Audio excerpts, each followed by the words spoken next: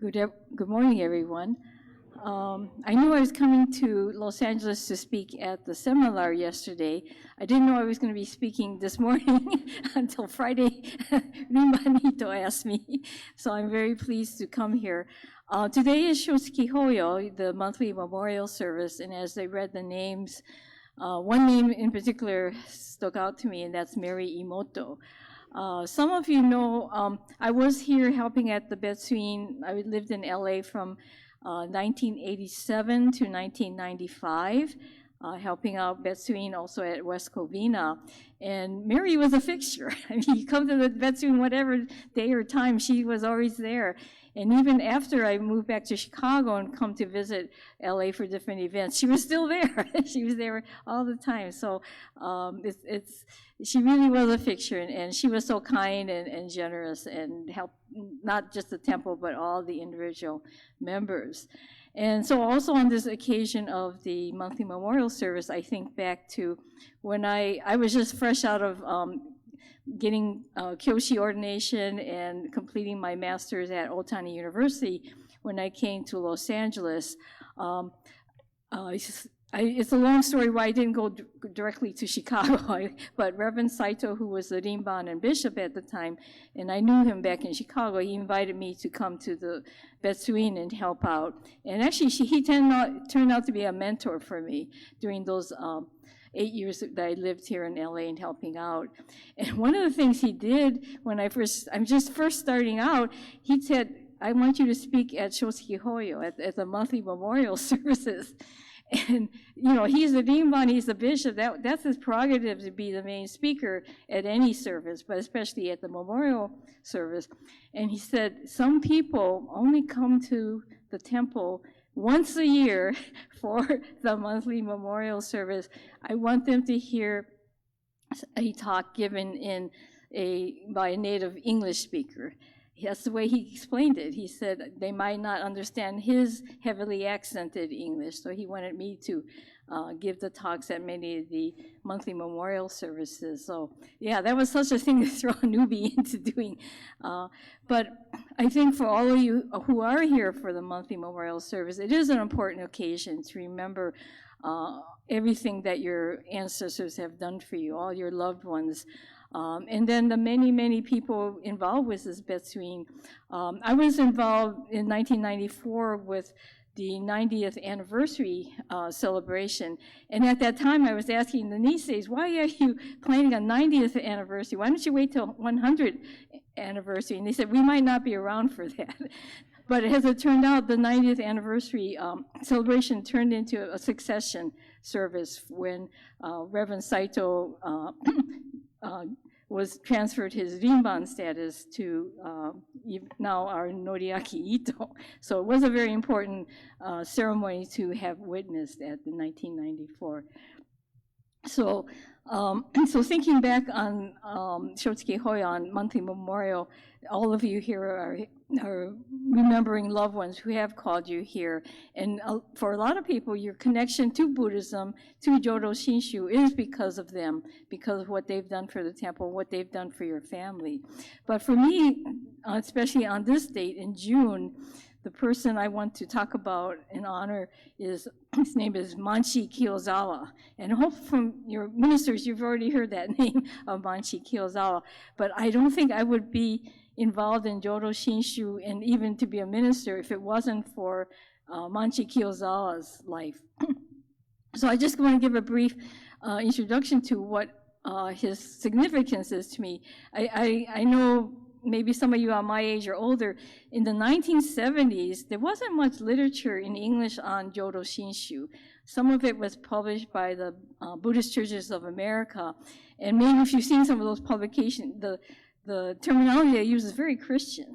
You know, it's like we pray to Amida for salvation and our Lord Buddha and all that kind of, and it wasn't, you know, even though I was interested in Buddhism, Jodo Shinshu just seemed like a fairy tale to me, reading those literature published by the BCA. But thankfully at the Buddhist Temple of Chicago, I heard from Reverend Saito about a teacher named Haya Akirasu, who was his direct teacher, also the teacher of Reverend Gyome Kubose, who was the founding minister of our temple in Chicago. And hearing about Haya Akirasu and then later reading the translations of her, that really made Jodo Shinshu come alive for me. It's really about something deep, deep, deep, that deep aspiration. In fact, Reverend Saito, working with Donbo Haneda, instead of saying Hongan is original vow or primal vow, they said innermost aspiration. And that really touched me, that it's such a deep, deep, deep aspiration to include all beings, to include awareness, awakening of to all beings, of our interconnectedness of life. And so during that time in Chicago, yeah, I learned more about Akirasu Sensei, but I wondered who was his sensei, and it turned out Akirasu Sensei was Manshi Kiyozawa. And Manshi Kiyozawa lived in what they call the Meiji-era of Japan, when Japan was opened up to the world by Admiral Perry.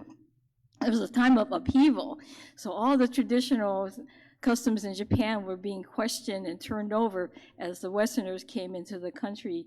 And one of the things Higashi Honganji in particular was concerned about, all these Christian missionaries are flooding the country. We have to do something to counteract that. And because one of the things the Christian minister said, Buddhism is old-fashioned, Buddhism is superstition. You come over to us, we're the scientific guy, we're the modern religion for modern people. So Higashi Honganji started a scholarship program to try to recruit young men that could be able to counteract the Christian missionaries by studying science, by studying what the modern philosophy is. And so Kiyozawa Manshi, Kiyozawa was one of those young men recruited into the Higashi Honganji program, and he went to what we now call Tokyo University and studied under Western philosophers, studied under Western teachers. He was able to read English and German a little bit, also Greek. He just really soaked in Western culture and philosophy, but yet at the same time, he's also going deep into Jodo Shinshu, deep into Shinran's teaching. So how do we convey Shinran's teaching in this modern world that's being influenced by the West? And he came up with a lot of great teachings, and one of them is to change the terminology, to look at the original meaning of when we say Amida Buddha. What does Amida mean?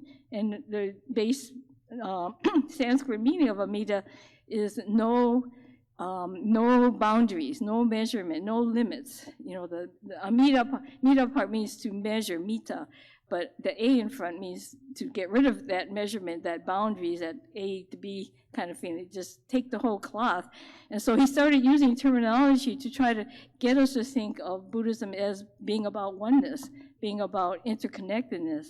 It's not being about some divine being is going to come and bring you to a heaven if you're good little boys and girls.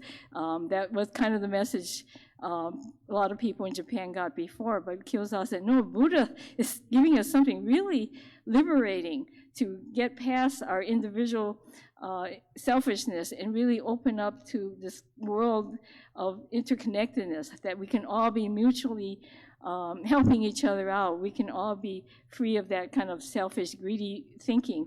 And so Kiyozawa was able to really explain Jodo Shinshu in this more broader, modern terminology. And so I'm so grateful for that, because that came through Akirasu Sensei, that came through Reverend Kubose, Reverend Saito, and later with Nobu Haneda. So if it wasn't for that lineage, I would not be here. I would not think that Jodo Shinshu made sense. And so I want to just give you a little taste of what Kiyozawa wrote about. And I don't know if some of you remember the old service book. I was involved in putting this together while I was here.